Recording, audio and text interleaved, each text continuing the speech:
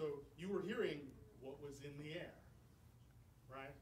And so that was what was going on. So as we moved to the small groups that happened for several reasons, because of the war, because of changing in New York cabaret club laws that made it much more expensive for club owners to have musicians, and for other reasons, small groups became the prevalent format of hearing jazz in New York. And so that changed, and you didn't have to have so much because you had more of an intimate setting and less of that dance hall feel. And so the pianist then started to take the role in the big, which in the big band was the horns playing shots, playing lines, playing figures. And with the drum set, a new role occurred. And that completely changed the way that you focused your attention on the musicians that were playing.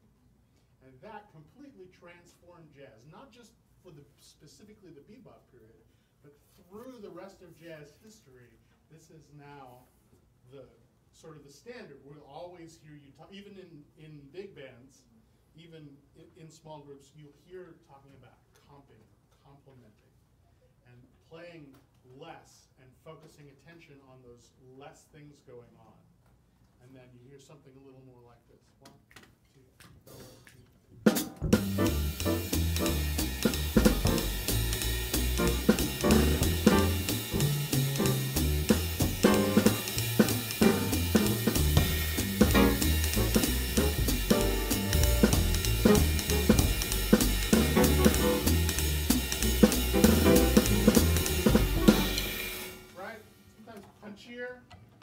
Now the bebop players do something we don't do as often now because we sort of refined it over the years, and that's they played a lot of roots, sevenths, and thirds in their left hand. More. Can we do that one more time and you can just hear how it's a bit thicker? We usually don't teach this to students who are working on playing modern bebop, but this is what it sounded like then. 1, 2, 2, 3. Hear the roots at the bottom? It's a little thicker. It's a totally usable technique, but usually we play a little higher. I'm getting out of the way of the bass player a little more. Okay? But when we talk about that bebop style, now we tend to take a little bit of a more modern take on it. So when you hear me playing the bebop tunes today, I'm doing that less. If we're playing more of a trio vibe, you might hear, or of course if you're playing solo piano, all those things go back in the toolkit, and you might play more of, oftentimes they're taught as shell voicings. So you might go through 2 5s, and your left hand is just doing this. The nice thing about that, if you're ever doing it and you're learning how to solo, is that it allows you to play really low. One more time. So I'm going to solo with that. 1, 2, 3, 4.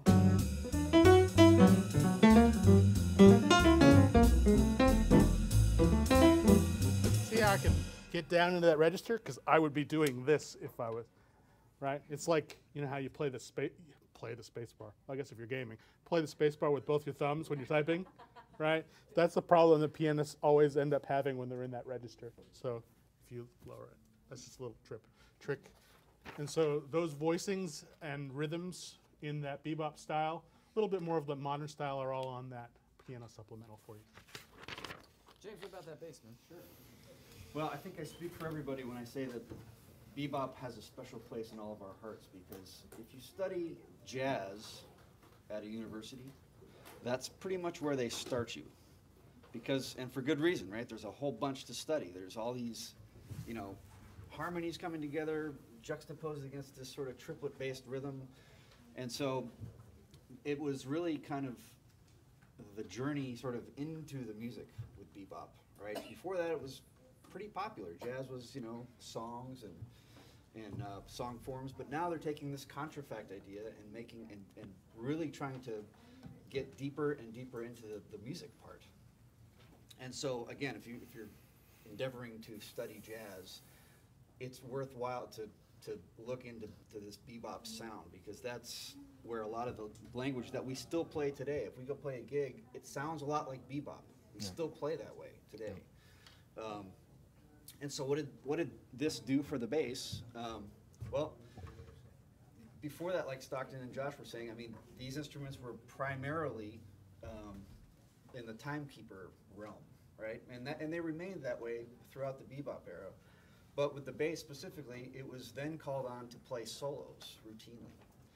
And not just solos, but walking at fast tempos, dealing with complex harmony all of the time, and navigating all this stuff while complementing the soloists. So with the bass, if I know that I have to walk for 9 minutes and not play, you know, just a 3-minute song, there's things that develop as a result of that. And I think the main thing is you get more chromatic type lines in your playing.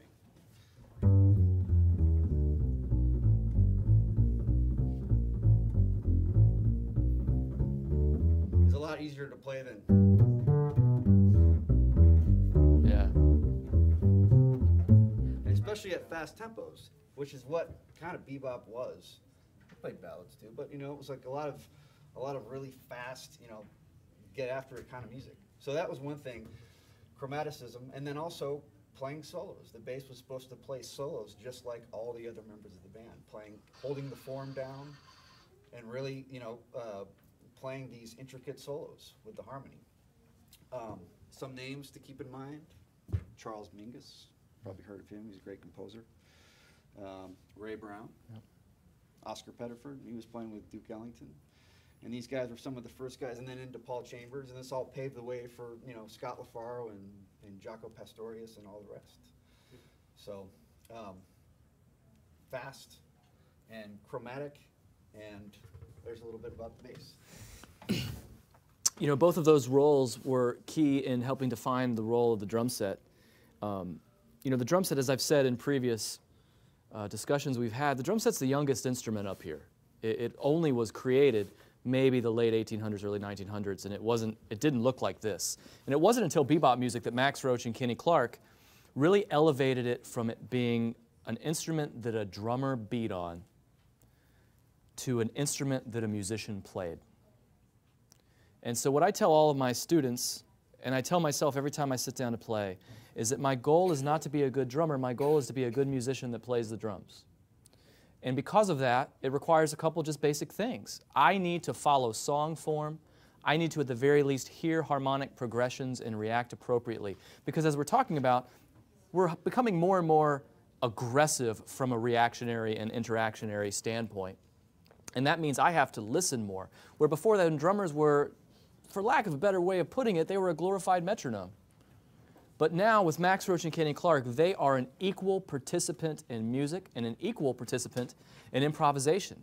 Because, as I've always said, it's not just the soloist in jazz music that is improvising meaning instantaneous composition. It is the rhythm section who is improvising 100% of the time in a supportive role to the main soloist. We must always be attentive. And so, the way Max Roach and Kenny Clark did that, in technical terms, is we stopped thumping quarter notes loudly all the time on the bass drum, because this was kind of big band era drumming.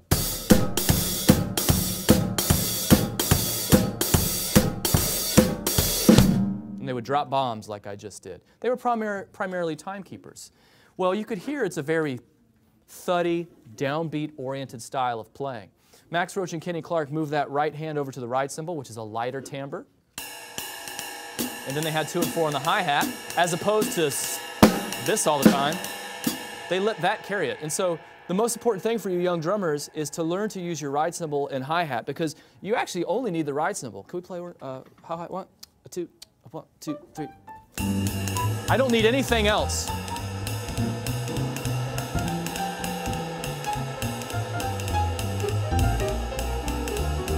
So this is always the primary voice, and anything I add to it is to supplement that, but ought not to be what I depend on. So I could add my hi-hat. That's nice, right? A little more forward momentum.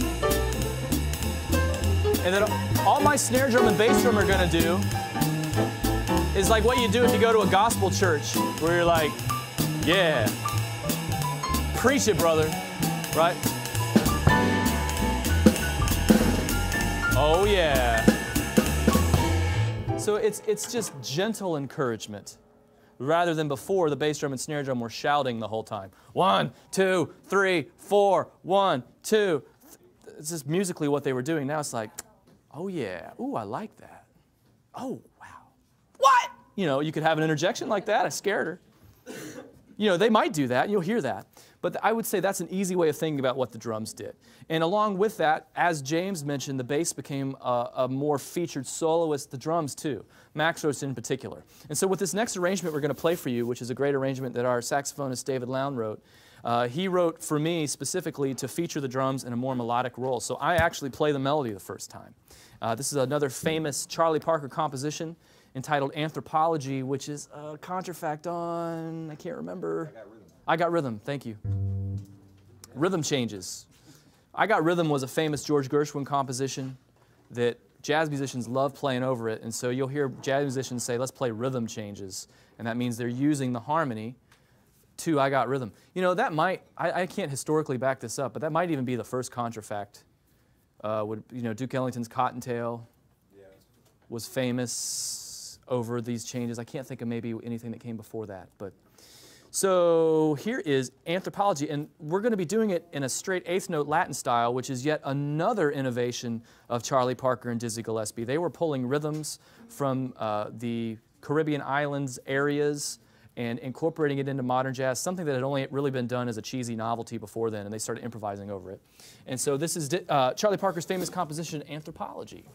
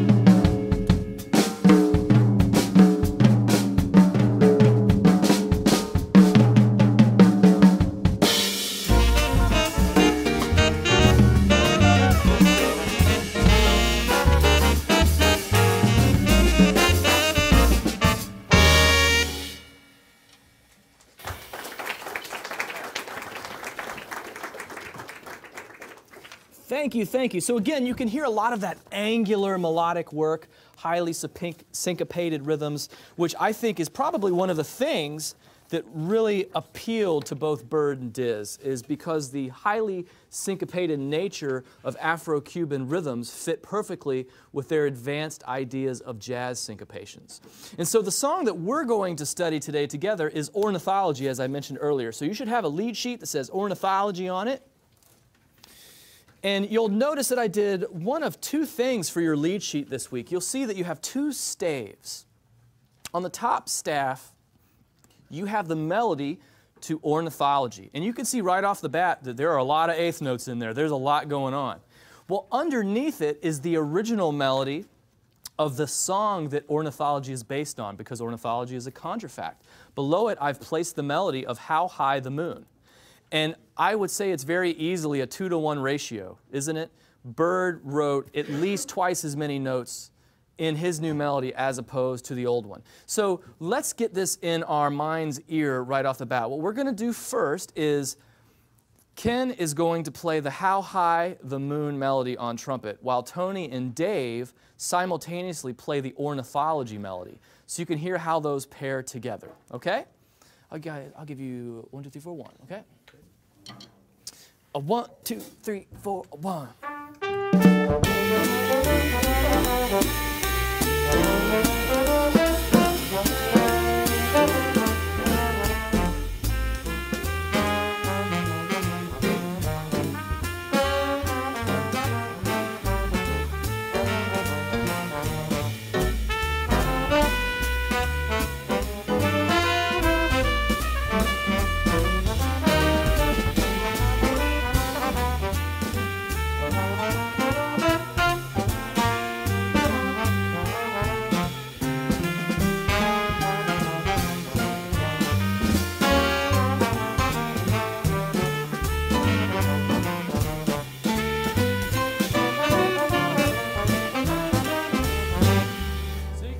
There's a vast difference between what Bird and Diz were playing and what the original melody was. I mean, the thing to keep in mind is that Bird, Dizzy, everyone who's listening to them play, they know How High the Moon. As soon as they start playing, they recognize that harmony, which is something that we take for granted, especially in our day and age. Popular music has become very static, harmonically speaking. It's really hard. I mean, have you ever searched that thing on YouTube about like the hundreds and hundreds of pop songs that use the same chord progression and they play them all back to back? If you haven't, it's funny and depressing simultaneously. But it's the same, I think it's the Pachelbel's canon chord progression that has been used in pop music forever. Well, this time period that we're looking at here, of the early 40s to the early 50s, is the golden age of the Great American Songbook. These songs are being taken from Broadway. They're being taken from musicals. They're being taken from music that is written for radio, because television is not the dominant form of entertainment. And people knew these songs. They were shocked to hear them so fast, and they were shocked to hear these melodies on top of them. But it also endeared them to it immediately. And one of the things that I think is amazing about what both Bird and Diz would do is they would do things, I feel like there's inside jokes on inside jokes, because you hear them changing the phrasing in such a way that you almost lose your place in the original song. Like if you look at what they do in the 7th and 8th bar going into the 9th and 10th bar, in classical music terms we would call that a sequence, right? They're playing an idea and then they're moving the idea. It's the same rhythm, slightly different pitches. Well, they place it at the end of a phrase and the beginning of the next phrase, so they're obscuring the midway point of the phrase, which I think is so genius. And you can hear these really fascinating recordings of Bird in particular, who was always re-engineering his tunes. As a matter of fact, Ornithology is a song he recorded at least 3 different distinctly different melodic ideas on this tune. For instance, at the first and second ending, that's stuff that he wrote much later. If you hear the original versions of Ornithology by Charlie Parker, there's nothing there. He would just improvise. He hadn't quite figured out what he wanted. Or rather, I think that the head probably came from things he improvised that he liked so much he remembered and repeated. He was thought that he had an eidetic memory and could remember anything he heard. So that would make sense that he was tinkering with it. And then he finally came up with things he liked to use on the latter part of the heads later. So, and as a matter of fact, all of them are on YouTube to check out. Sometimes it's called Ornithology 1, Ornithology 2, depending on the time period he recorded it. And so what these gentlemen could do are, first of all, reference the exact same things that we see going back to the foundation of jazz music with Louis Armstrong. They can take a melody and they can adorn the melody. They never lose sight of melodic development. Even with the highly syncopated and angular nature of these melodies, there is an overarching melodic goal to everything that's being done. And Charlie Parker, in particular, was a huge fan of certain types of classical music, and he really always was asking questions of classical composers and thinking in those ways. And in many ways, he was the next progression of advancement of Duke Ellington, who was already looking at ornamenting melodies and making them more elegant and slightly more syncopated. It's just that Bird and Diz took it to the 10th power. Does that make sense? So, I see some of you have instruments with you. We're going to ask you to start getting those out, because after Mr. Lown talks a little bit about approach to improvisation over this song, we're going to invite anyone who would like to come up and play some ornithology with us. And if you're scared about playing the head of ornithology, don't worry. You can play the head of How High the Moon. See how it works? And if you want to take a solo and you're like, I don't think I can play all those crazy rhythms, that's no problem. You can just use the rhythmic approach of How High the Moon. The greatest aspect of it is there's no wrong thing to do. It's all about trying, because we know that if we don't try something, we'll never get better at it. You'll never get better unless you try. You'll never sound as bad as I have in front of people. I guarantee you that. I'll tell you stories about that. I've embarrassed myself in front of so many thousands of people. You cannot hope to ever catch me. So no need to be scared about improvising. So if you have your instrument, be getting that out and getting ready to play. And David Lown is going to be talking about the improv supplement that he has a handout for you. And really quick, I know I haven't had a chance to introduce these gentlemen. Let me introduce Mr. Lown before he starts speaking. I see a lot of guys wearing Dawson Jazz and Carroll Jazz shirts. Dave Lown is the jazz band teacher at Carroll High School in Southlake, Texas. He got his undergraduate's and graduate's degree from the University of North Texas, where he's a member of the 1 O'Clock Lab Band. He lived in New York for many years, and among many other things he did was a member of David Liebman's big band. And I believe he is a pioneer in some fresh approaches to teaching jazz education. Please welcome Mr. David Lown. Thank you. So if you think about the innovations of bebop that we've been talking about, like faster tempos, angular melodic lines, syncopation, that can be confusing for the audience, potentially. I mean, we're no longer in bebop, we're no longer really referencing the melody the way we were in the swing era, so that an improvised solo is not just going to be another version of the melody. It's based on harmony, it's angular, it's fast. That can be difficult for the audience. And so what's brilliant about Charlie Parker is that he makes it very clear to the audience what the harmony is at all times, at a very fast speed. And this leads to it not sounding confusing to us, even if we don't realize it. And so if you look at the sheet, I've put in green, every time Charlie Parker locates a chord tone, that's the 1, the 3, the 5, or the 7 of a chord, to a strong beat in the measure, 1 or 3, which is usually when a chord lands, like a new chord hits, is on beat 1 or 3. And it's incredible to look and just see how much green there is. He is constantly putting chord tones right at the moment that the chord hits at this impossibly fast speed. And this is what makes his melodic playing sound so recognizable, even though at the time it was a brand new music. And so I want to hear you play, I want you to hear me play this. I'm going to play it slowly for you, partly so you can hear it and partly so I can survive. So I wonder if you can hear the confluence of the notes I'm going to play on the downbeats with Josh and James's harmonic location of these chords to the downbeats. So we're going to try it right there, baby. Yeah, here we go. So this is from the first or second, third chorus of Charlie Parker on Ornithology. Here we go. 1, 2, 1, 2, 3.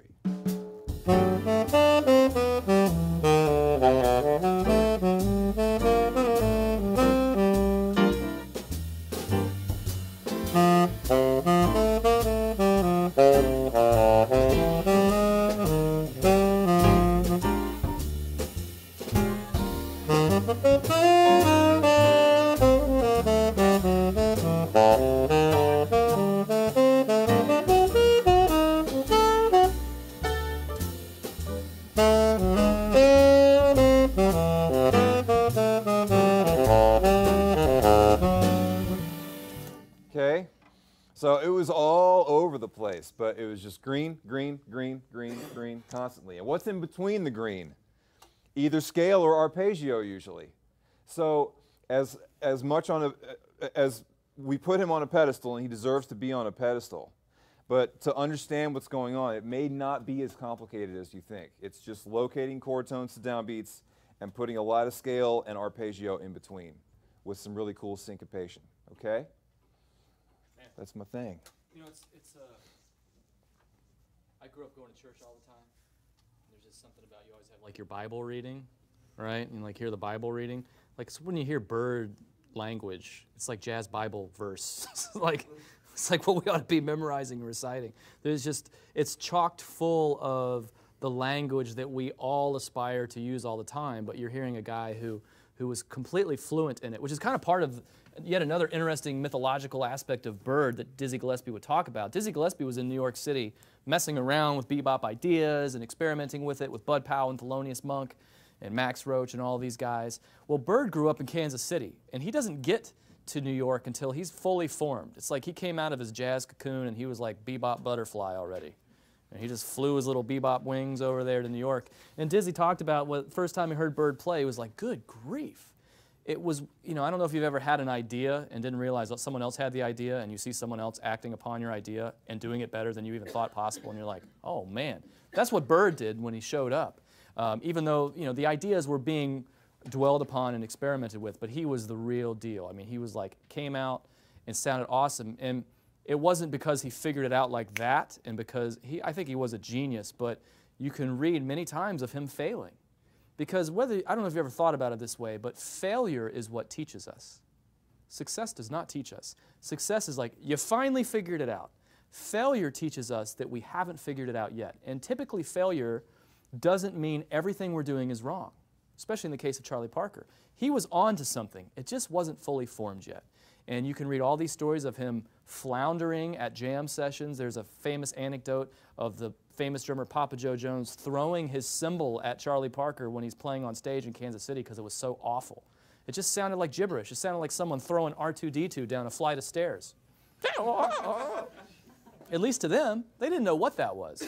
But he had an idea, and so that's for all of you guys, whether it be music or just any other thing in life. If you have a great idea, it's not going to happen overnight. It never does. That overnight success story business you hear people talk about, I've never actually seen, and I've been in the music business a long time. There are no overnight successes.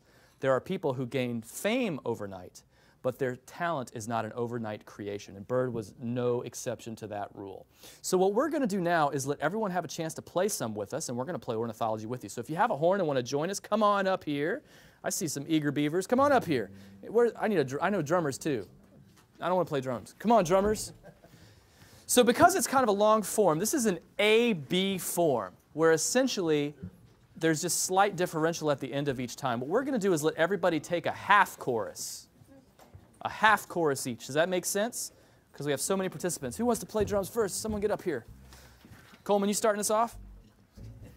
So we won't go too fast. And so what we're going to do is you can play either melody. If you don't want to play that crazy ornithology melody, you can play How High the Moon. And what we'll do is Ken is going to play ornithology no matter what. Ornithology or bust. And I'll let Mr. Baker have his choice. And just so no one's worried, Mr. Lown will take the first solo to get us started. He's going to take a half chorus, and then I'll start going around the room and let everybody play. Okay? Ready? Not too crazy fast. It's okay? So I'll give you guys 1, 2, 3, 4, 1, and we have our pickup, all right? A 1, 2, 3, 4, 1. Hey,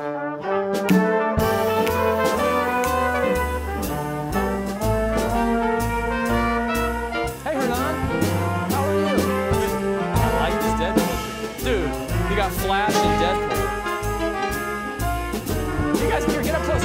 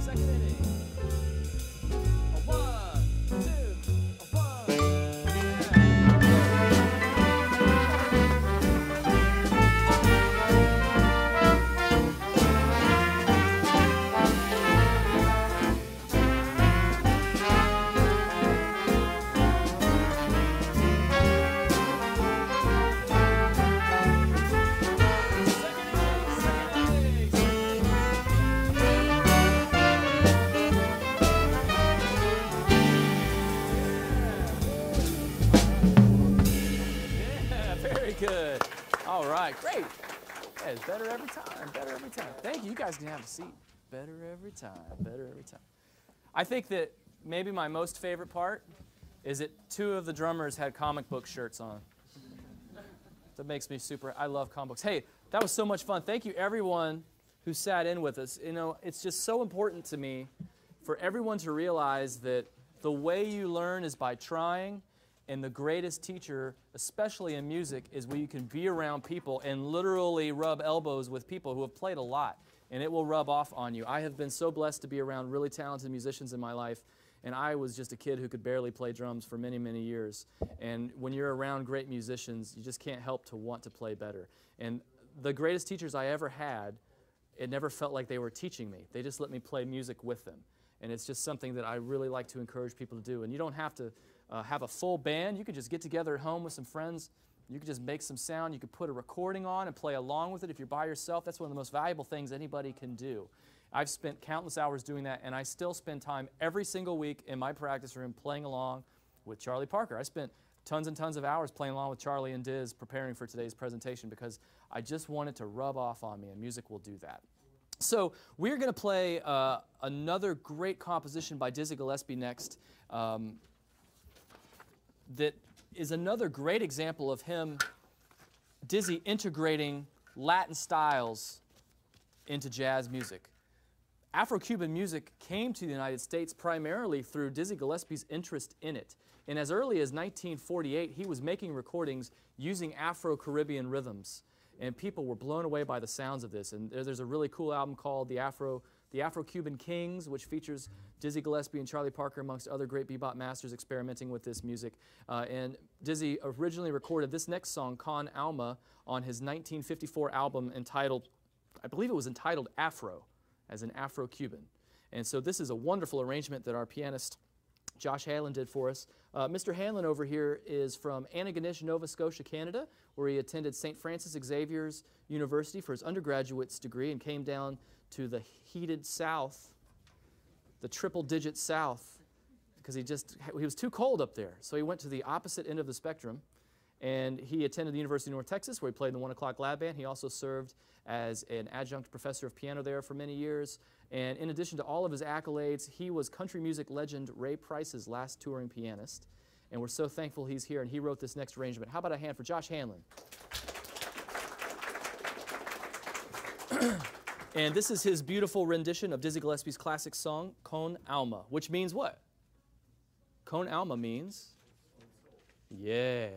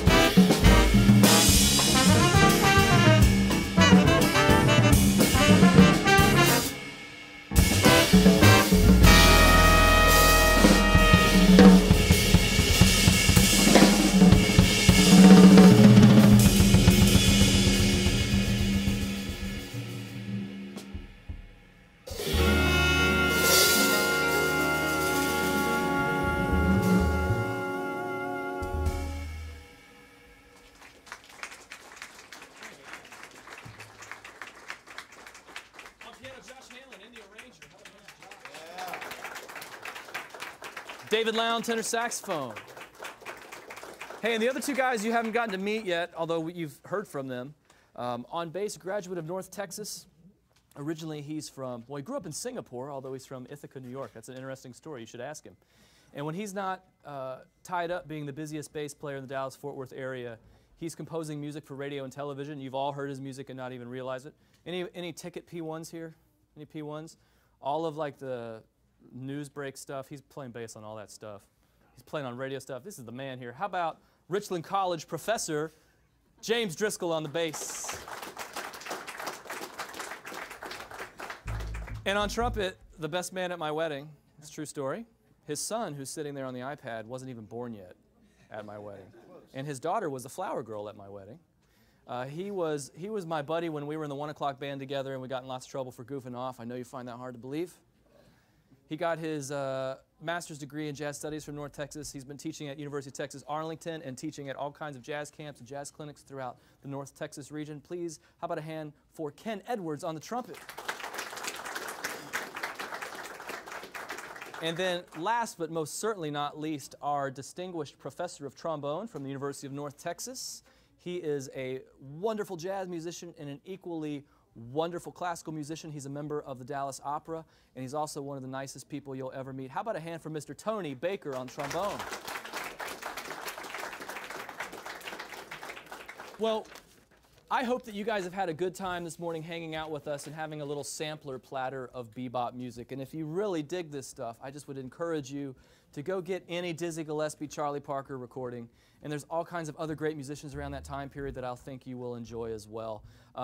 If you had a good time today, and if this is your first time visiting with us, I'd like to take this opportunity to remind you that because of the generosity of Williamson Music First, this is a free event that we do the first Saturday of every month. We will be here next month, and we are going to be talking about the next advancement in music, the hard bop era, and specifically the great Clifford Brown and Max Roach. So if you want to hear more of that, please join us for that. As I mentioned earlier, some of you weren't here. We are approaching a launch of our new HJI small group program, and there will be a lot of releases and media about that in the next couple weeks. And I have a super ghetto notepad sign-up sheet for now. I'll have a better one next time. I forgot it, sorry. If you're interested, if you'll put your email address, your name, and your instrument, we will put you on our email list, and as soon as we're accepting sign-ups, we will gladly take you into that program. And it is all about what we're about today, which is enjoying the joys of jazz music and playing music together. So we're going to close with what I consider the anthem of the bebop movement, which is a great Dizzy Gillespie composition entitled A Night in Tunisia. And I did some really horrible things to it. So let me show you what I've done. I really, yeah. If Dizzy Gillespie were alive, he wouldn't be very happy with me about this one. By horrible, I mean hopefully you like it. If you don't like it, Ken wrote it. If you love it, as a matter of fact, anything you liked today, I wrote. Anything you did not like, these guys wrote. And I discouraged them from doing it. So thanks for joining us. We're going to close with A Night in Tunisia. If you'll turn to your hymnals. I'm just kidding. That was a church joke. It's a letter A. 1, 2, 2.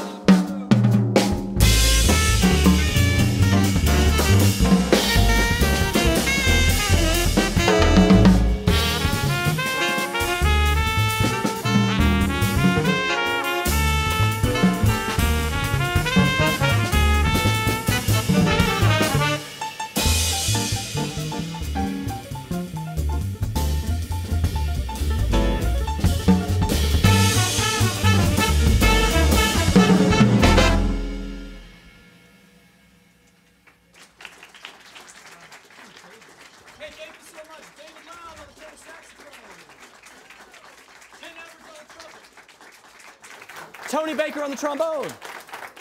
Josh Halen on the piano. James Driscoll on the bass. My name is Stockton Helbing. Thank you so much. We'll see you next month, first Saturday of September. We'll be here talking about Clifford Brown and Max Roach. If you want to take a handout for a friend to entice them to come with you, please do. And we'll see you next time. Thank you. God bless.